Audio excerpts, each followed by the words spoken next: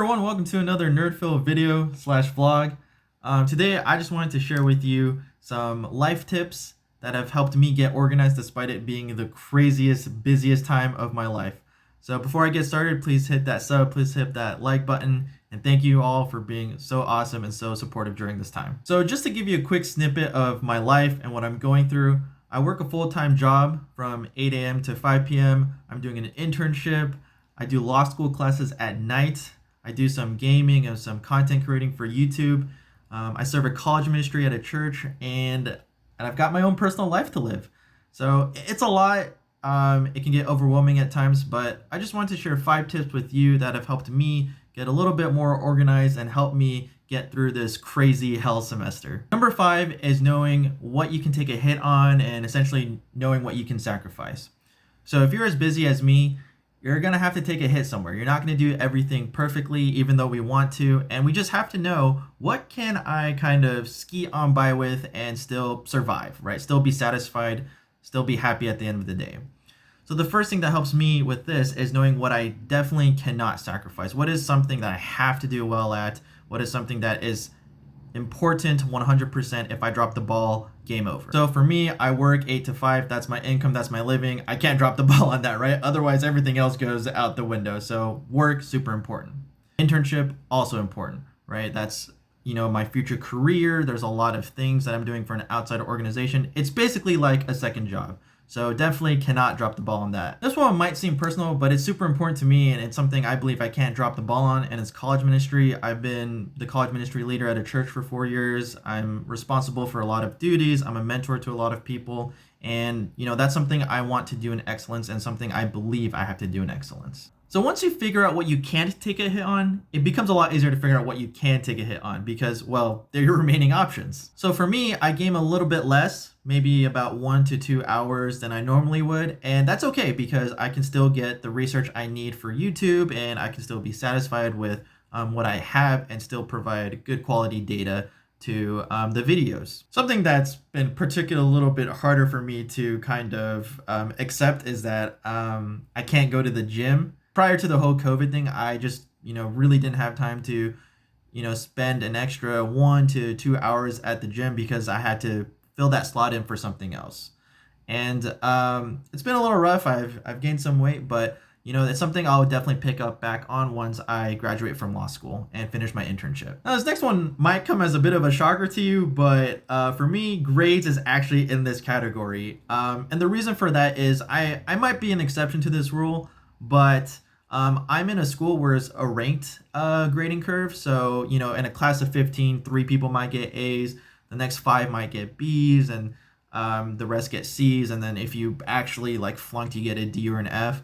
And I just realized I'm always in a class where there's smarter people than me. There's actual lawyers in my class who are, continuing their education, and I just can't compete with that. I was actually in a class where I'm like, wow, okay, I really know this subject content. I'm really excited about it. I can actually get an A even though there's some crazy smart people in my class. And I ended up getting a B plus. And at that point, I just said, you know what? I'm just going to do the work I get to get a B, and I'll be satisfied. And for the most part, that's worked out for me. So I skim a little bit on the readings. I hope my professors don't watch this. And for the homework, I usually get it done in about 30 minutes to an hour. Usually I would maybe put in 2 to 2.5 hours to put in good quality content of homework. But, I'm happy, and it's just something that I realize I can take a hit on this and I'll survive and I'll still get my degree and I'll be happy at the end of the day. Number 4 is telling myself what I'm going to finish today. Now, I don't use a calendar, and that's because I feel like if I wrote down everything I had to finish that day, I would actually just freak myself out because it would just probably be too much. So just in my head, and yes, I do say things out loud over and over, I'm going to finish my homework. I'm going to finish my reading. I'm going to finish 2 pages of my giant paper. I'm going to finish, this stuff for my internship. And usually I just pick about 2 to 3 that I know I need to finish that day. And what that does, it actually helps me get motivated to really get the grind on and just finish it strong. And sometimes what happens is I actually have extra time at the later end of the day. And so now I have this extra time to get ahead on other stuff. So yeah, that's just something I do. And, I encourage you to say it out loud. You might get some weird looks if you're walking around, but it just really reinforces what's really important to you that day. So number 3 is knowing when you work best and doing the most important stuff during that time. So I am 100% not a morning person, so I don't do any of my internship, college ministry stuff before the day gets started for work. I have enough trouble as it is getting up with enough energy just to get to work at 8 a.m. But it's also important that you also don't start too late, because you can get in this kind of lazy habit. You can kind of get this, I've been on YouTube for 3 hours. What's one more hour I'm gonna do? It's not gonna hurt me that much. And it's a very dangerous position to be in. So you have to acknowledge, okay, maybe I work best at 6 p.m., an hour after work, because I'm taking the drive home. I've listened to some music. If I get home a little bit, I can grab something to eat. I can shower, etc., etc., and my mind is refreshed and I'm ready to go. And here's a strange but useful tip regarding weekends. If you're like me and you have pretty free open weekends because you're not working or you're not on your internship on that particular day, you have all this time to catch up, right? Or get ahead. Definitely use that time to, sleep in, hang out with your friends, get lunch with your friends and all that stuff. But even doing an extra 2 to 3 hours on weekends at your best time can really, really help you feel like you're ahead and that you don't have to stress out too much.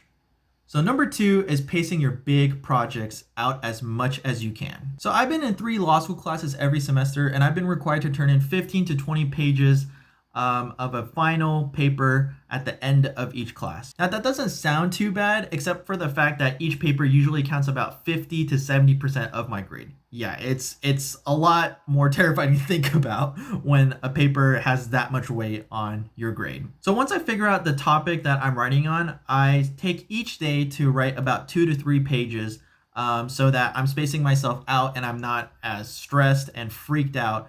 Because writing about 15 to 20 pages in the span of 2 to 3 days or even a week is just really, really stressful, and you can just mitigate a lot of that if you just pace yourself accordingly. Same thing with other work that I do. So for internships, I try to pace myself out because for my internship, I'm doing more projects rather than, small assignments. So I spend about an hour or 2 hours a day just doing whatever project I need to be completing, and so that when I turn in those reports, they're actually a lot better than if I were to just cram it all at the same time. And number 1, what I think the most important thing you need to do when you are just crammed to the bone is taking your breaks and spending time with your friends when you have the chance. Look, here's the reality. You can't go on the grind forever and be expected to put up good quality work. You're gonna drop the ball somewhere. So you really have to know when to take your breaks. Most organizations allow you for a 15-minute break before and after lunch. That's, a perfect time to go just take a walk outside or, grab a quick snack. And weekends might be the perfect time for you to just grab lunch or grab dinner with a friend, catch up, get some small talk, maybe go to their place afterwards, play some games. It's also really important to acknowledge the stress that you're going through, acknowledge the amount of work you are doing, giving yourself a break, giving yourself space to just recover, recuperate, refresh, and then get back on that grind and do what you do well. And it's really important that you do spend time with your friends, because sometimes you can just, vent to them a little bit, just tell them that, the stuff that you're going through. And if you have good friends and they're good listeners, they'll be on the lookout for you. Sometimes they'll send you texts throughout the day and just say, hey, just thinking about you. And it's really encouraging to just get little messages like that and get little moments like that. It actually gives you a lot more energy than you normally think it would. Thank you guys so much for watching. I hope that you found something helpful in this video to help you get a little bit more organized during the chaotic time in your life. If you found this video to be helpful, give it a like, sub, hit that bell, and comment down below on anything you want me to cover next. Thank you guys so much. I'll see you guys real soon.